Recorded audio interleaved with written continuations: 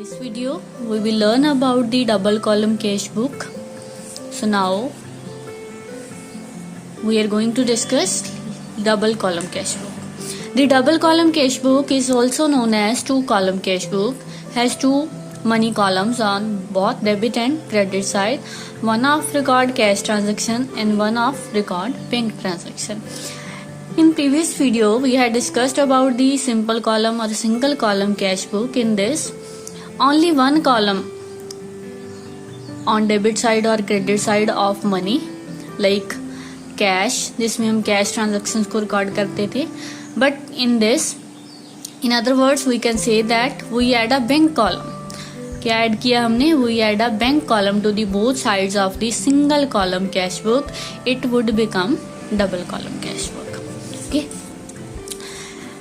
The cash column is used to record all cash transaction and work as a cash account, whereas bank column is made or used to record all receipt and payment made by check and work as a bank account.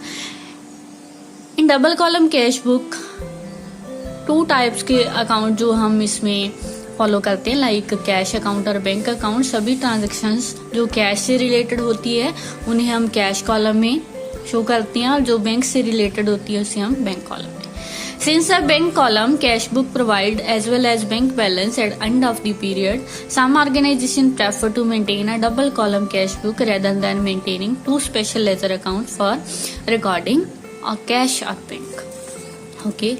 Format of double column cash book, as we know, date particular cash, इसके साथ क्या add हो गया? Bank का column same on debit side और credit side.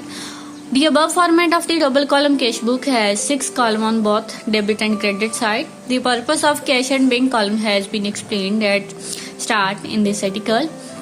The purpose of date, description, voucher number, posting, reference number has been explained in the previous video. Okay.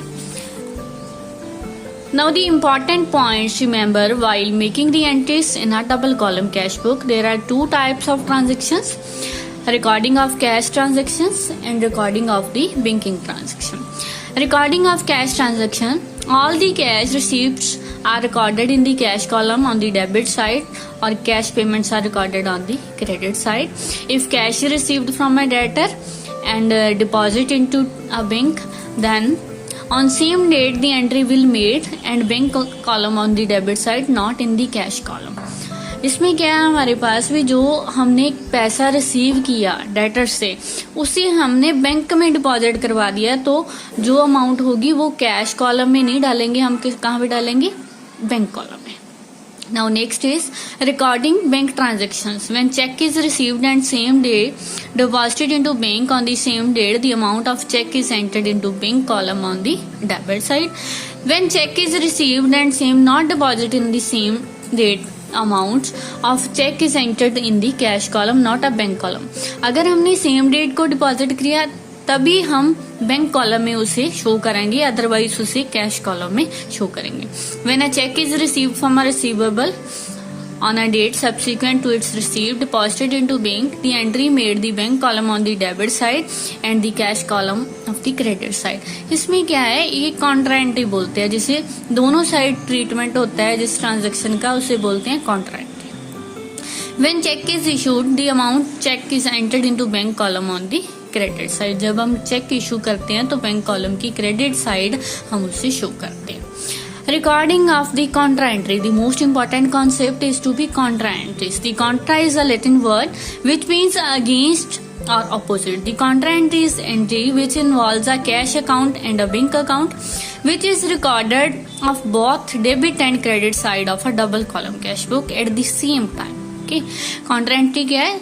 Contra का मतलब होता है ऑपोजिट. एक ऐसी ट्रांजेक्शन है जिसमें बैंक और कैश दोनों इन्वॉल्व होते हैं, और दोनों का ट्रीटमेंट कैसे होता है? बहुत debit and credit side treatment होता है.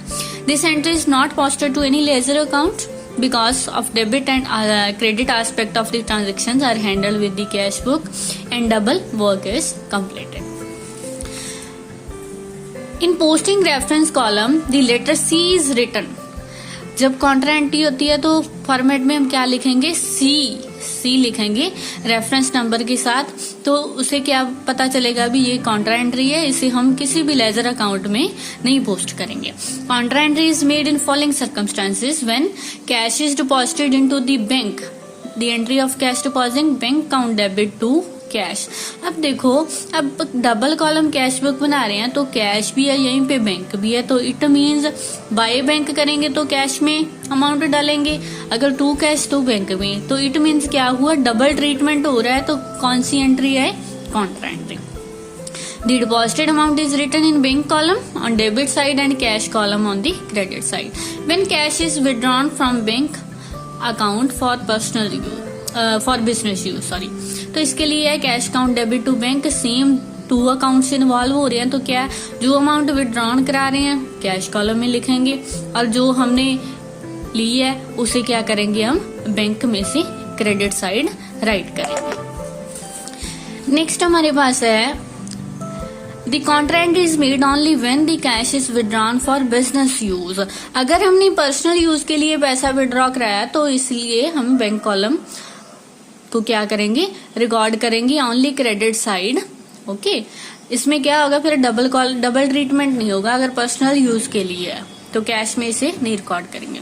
When a check is received from a receivable or a customer on a date subsequent to its receipt, deposited into bank. कोई भी चेक हम रिसीव कर रहे हैं तो उसे सेम डेट पे हम कर रहे हैं तो वो भी क्या होगा, इसमें रिकॉर्ड होगा deposited into bank, same account. इसे कैसे करेंगे, हम कैश बुक में करेंगे जैसे नॉर्मल कैश रिसीव्स को हम ट्रीट करते हैं। On the subsequent date when check is deposited into bank account, the following entry is made: bank account debit to cash.